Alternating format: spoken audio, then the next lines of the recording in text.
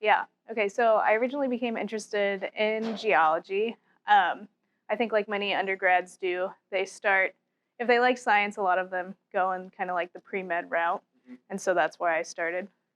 And then started taking more pre-med classes and realized, I really like science, but I don't know if the medical field is really what I want to do.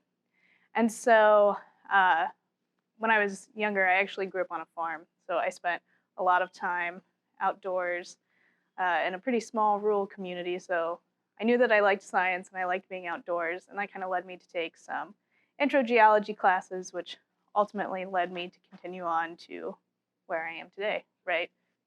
Just one intro class, and now I'm working on my PhD in geology so many years later, right?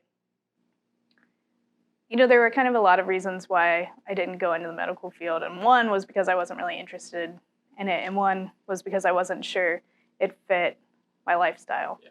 So I've been a single mom throughout all of my college career and graduate career, right? And so,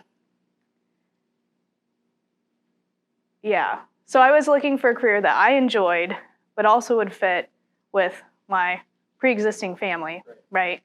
And I don't know, geology has been really great to me and really great to both of us. I mean, just at the age that he's at, he's experienced a lot of field trips that I feel like a lot of college students haven't even experienced. So I think the toughest part has been, well, I think one thing that a lot of people struggle with in general in grad school is trying to find a good balance, right?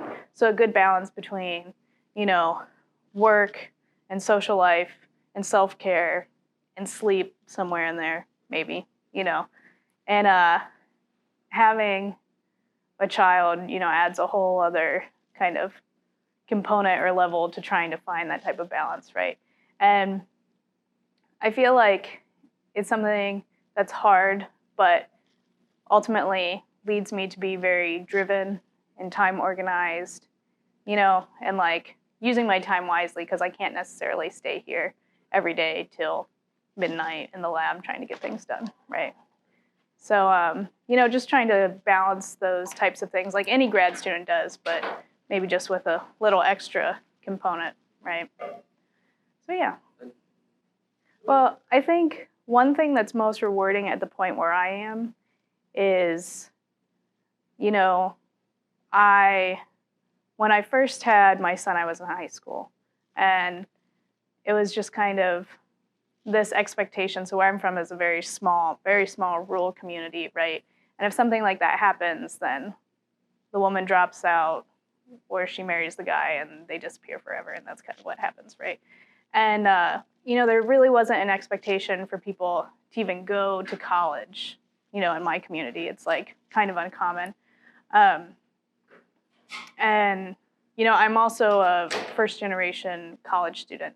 So neither of my parents or siblings really went to college. So it was just kind of not something that people did in general, let alone when they have a child, right? And so it's nice looking back now being like, I got through high school and it was fine, went to college, found something I really loved, had a lot of great experiences at my undergrad in terms of getting to experience different field locations and things like that. And then went on to my master's, had a really great experience there in terms of just like developing as a geoscientist and as a scientist in general. And, you finish your undergrad and you're like, wow, I really like this stuff. But I feel like it's not until graduate school that you really get a chance to see the depth of which you don't yet understand, right?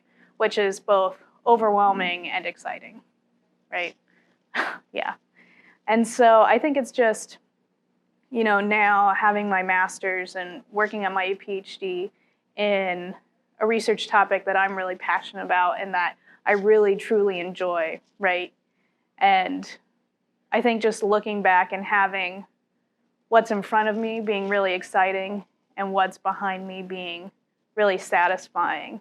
And then also just seeing not only how I've developed throughout each of these stages, but also how my son has developed throughout all of this and kind of the stage of life that he's at now. And it's been fun.